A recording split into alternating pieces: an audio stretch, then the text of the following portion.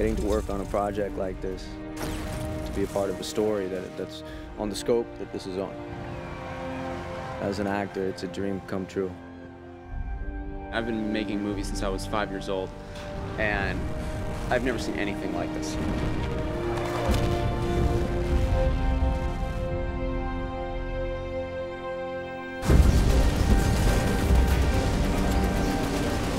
The whole project, the process from the very beginning has just imbued all of us, I think, with a sense of respect for what these guys have gone through. Get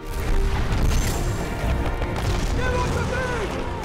Keep moving! It became a bigger project than just making a movie, and I hope we honor these men the way they should be honored.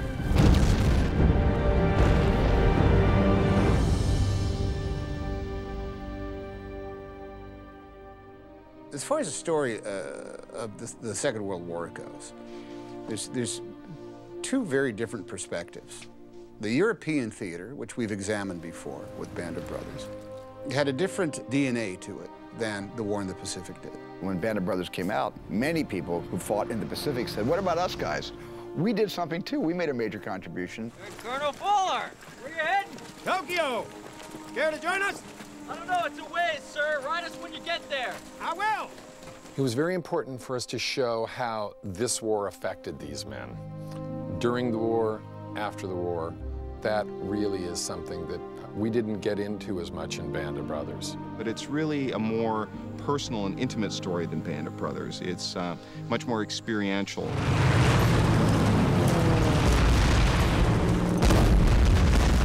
When we began working on the Pacific, we wanted to cover the entire war, but to do it in a way that was personal and compelling and dramatic. Stand by the bell ramp! Go, go, go! Our miniseries focuses on three guys: Eugene Sledge, Robert Leckie, and John Basilone. Eugene Sledge wrote arguably the best memoir of combat anywhere, called With the Old Breed, at Peleliu and Okinawa. He was just a kid who loved war stories. And when this war came around, he ended up getting a real taste of what war is really like. John Basilone got the Congressional Medal of Honor, and his life and his exploits were very well documented for us, and so we could follow them. Come on, left! Get off the beach! Move! Robert Leckie was a writer before the war. He wrote a magnificent piece of prose called The Helmet for My Pillow, which was about his experiences at Guadalcanal and Peleliu. It's an honor to spend time on a character who was here and who lived it. And it's an honor to try to tell this story and try to tell this story properly. We wanted this to really be based on, real people in real situations, because the Marines were also fighting malaria and all kinds of the elements. The natural environment was just as debilitating. One advantage that we have on the Pacific, we had it on Band of Brothers, is the commitment of the actors. They had a sense that they had a moral responsibility to get it right. And part of getting it right is the research that we've prepared for them, but also our military advisors and the boot camp that they went to. We are proud to claim the title of United States Marines. They went through a brutal period of training. It was designed to be that way, just so they would understand what maybe the people they're portraying, to some extent, what they endured. Boot camp was probably the most intense experience of my life. 1, 2, 3, 9, 1, 2, 3, 10. Just stop. Just stop. What's the matter with you? Captain Dye said it when he goes, you're gonna hit walls out there. We never say the word movie. We never say the word actor. It is the mission. I just remember saying to myself, am I training for a movie, or am I actually training because we're going to war? I was a college athlete, and I've been an athlete my whole life, and I've never had a stretch of 9 days that was as brutal on my body. Taking! Not too long into it, you forget about being an actor, and then you forget who you are. And then you just, get into the discipline of all the different stuff that you have to do. They came out of that boot camp different people. I mean, I was there before they went in. Goatees, long hair. They went in there, and they came out different. I'm telling you, they came out different. You feel invincible. You feel like you can get through anything. If you can get through that, you can get through anything. Fire! Go! Can't buy this kind of experience. You know, given the nature of this project and how important it is to tell the truth. Sorry. Vera. Bob Leckie. I'm your neighbor from across the street. I know who you are, Bob. The miniseries, The Pacific, starts a few days after Pearl Harbor in the United States and spans 4 years from 1941 to 1945. I joined the Marines. Thought I'd do my bit. Take care of yourself. We wanted to be able to incorporate the home front, life at home, both before and after the war. Because we had several characters that allowed us, we get a chance to see back home. That had not been possible with Band of Brothers because the material didn't address it. What have we done? We've gone respectable. What John Basilone went through on the at home, it's a great story. It's damn good drama. I'll be honest. They can ship me out whenever they want.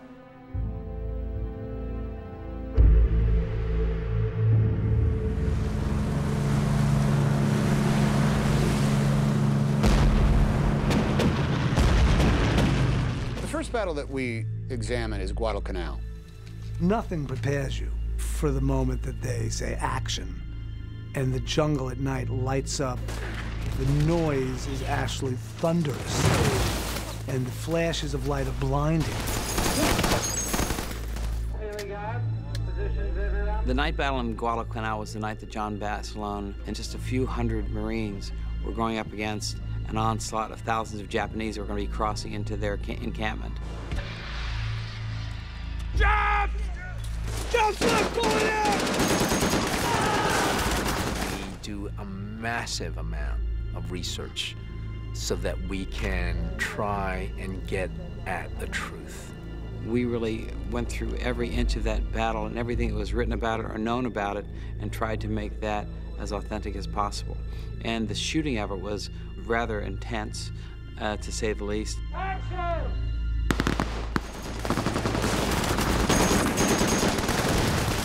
In doing fights like this, you don't want to do the TV version. You want to make it, as every part of this project is, as authentic as possible. JP, cover me. John, what are you doing? John, what are you doing? With all the research that they had done, they pretty much had it down to exactly how it happened. But then to actually be shooting it and to be in the middle of it, there were some moments when you could almost feel the presence of these men there with you.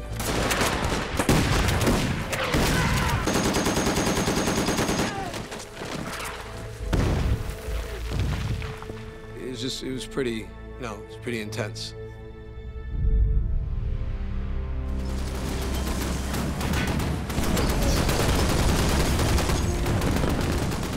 Peleliu, the battle that we're filming right here, was one of the most brutal and misunderstood battles of the Pacific War. Here we go, boys!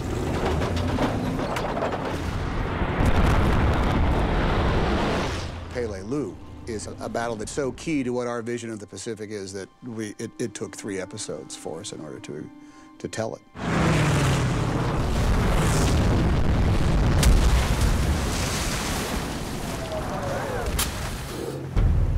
We're out here today on the ocean shooting Amtraks, which would have troops and guns on them, coming off to do the attack on the beach.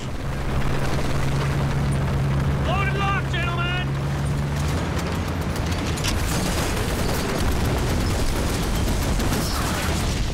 Now the Colossus that you're seeing in the background is actually a working barge, and onto the barge we built the partial back end of an LST. Because we were able to find this barge that had the ramp in the back of it, we can actually have the Amtraks driving out, going into the water, you get all the natural sounds, and we're shooting inside them, so you see the troops reacting the way they really would. So it's going to lend a tremendous sense of reality to what we're doing, which is really what we're trying to do here, is make something that is real and accurate to what the true war in the Pacific was as we can.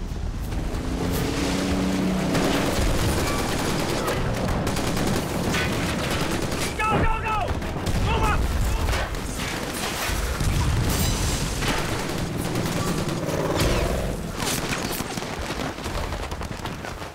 This is our Peleliu Beach set, which is up in far north Queensland at a location called Rocky Point. This end of our Peleliu Beach landing is where Lecky comes ashore in his Amtrak, and Lecky has to land on a very heavily coralled area of beach, which is accurate to history. You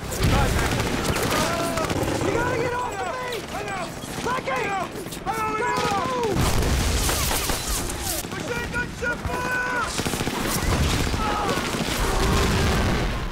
The other end of the beach is what we call the sledge end of the beach, which is much, much sandier, much less coral, in fact.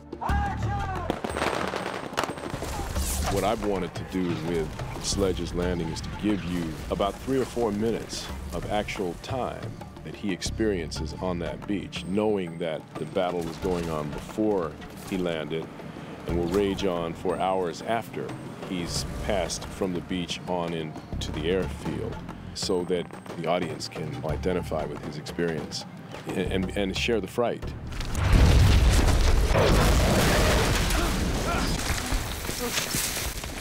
Let's goddammit, you gotta get your ass out of that hole right now! Move it!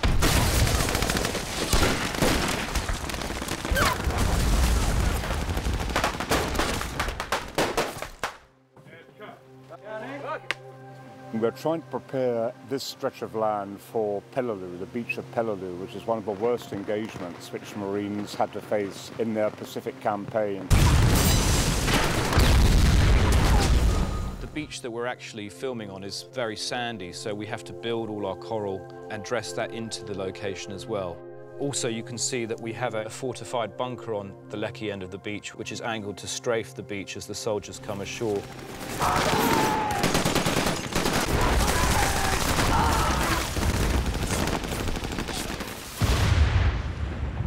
The only way to stop this Jap artillery is to get into those hills. And the only way into those hills is across this airfield. When we move, do not stop until we get across. You got it? This is a recreation of the airfield at Peleliu that the Americans came across after they'd come up through the scrub from the beach.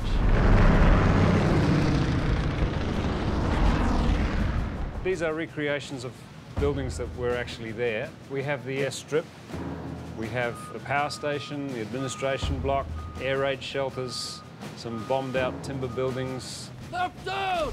Move on!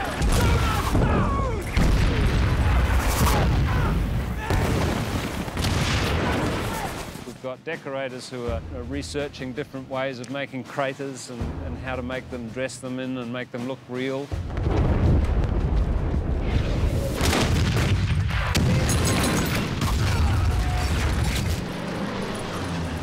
If you're going to draw a pencil sketch of what life in Hades is like, I think you could do it from a photograph of the Battle of Peleliu. Cornland! Hey, Cornland!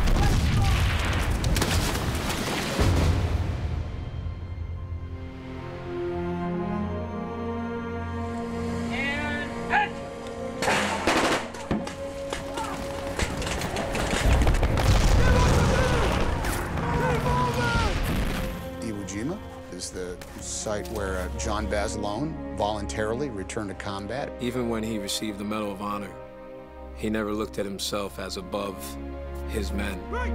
So much so that he demanded to go back and fight when he didn't have to. You tell that tank to follow me! Move! Go!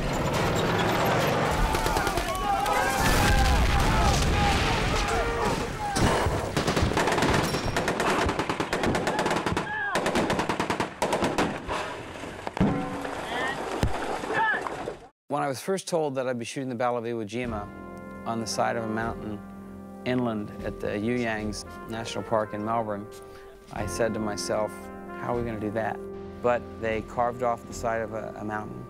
They brought in, I was told, $1 million worth of volcanic ash and basically set up the exact replication of the mountain with respect to the various tiers of the volcanic ash. And then, of course, the larger shots of ships and so forth was all something that was done visual effects-wise and post-effects.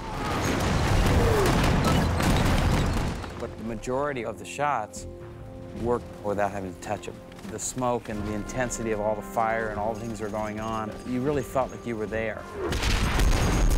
I'm more proud of the Iwo Jima battle than anything I've ever been involved in.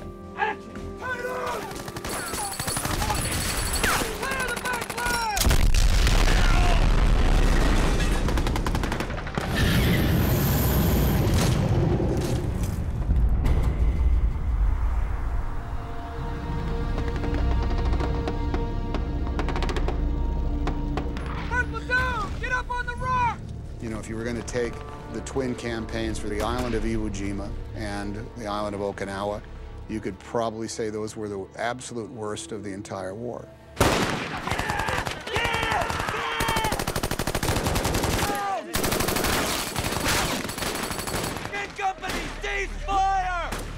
And not only the horror of actually being under fire, but everything else about that island was just absolutely miserable. The Battle of Okinawa presented a lot of challenges for the production because of the terrible conditions that the Marines fought under.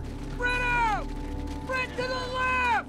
The Okinawan landscape was something that we had to research very carefully. Everything from the architecture through the color of the soil, the kind of rock geology that we see exposed through the earth. We built a Japanese village. We dressed it all out and then we wrecked it. We burned it, destroyed it before even the crew got there. And after that it was all about mud, pumping in water and making thick mud.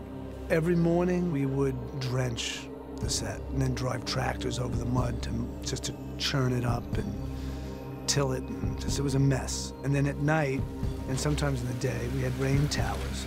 So it was always raining. It was always muddy.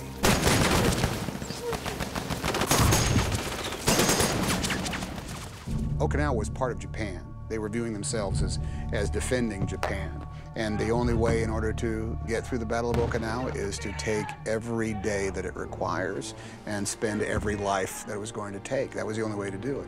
Okinawa had a profound effect on all of us. It's a very intense episode. It affected everybody, and it particularly affected the actors, and their performances reflect that. Cease fire, goddammit!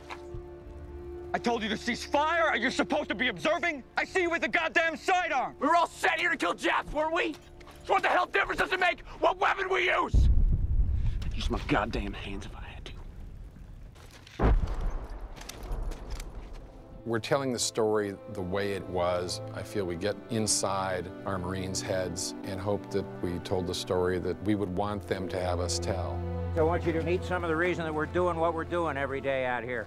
When the veterans come on set, they bring home the sense of responsibility. The fact that we're doing this today and going over all of this again is really startling to me. I just can't believe it's happening. I am so proud and so thrilled that they have decided to make this thing. I can't express how I feel. We had all given up that the story would ever be told, the real true story, because that was a nasty war, man.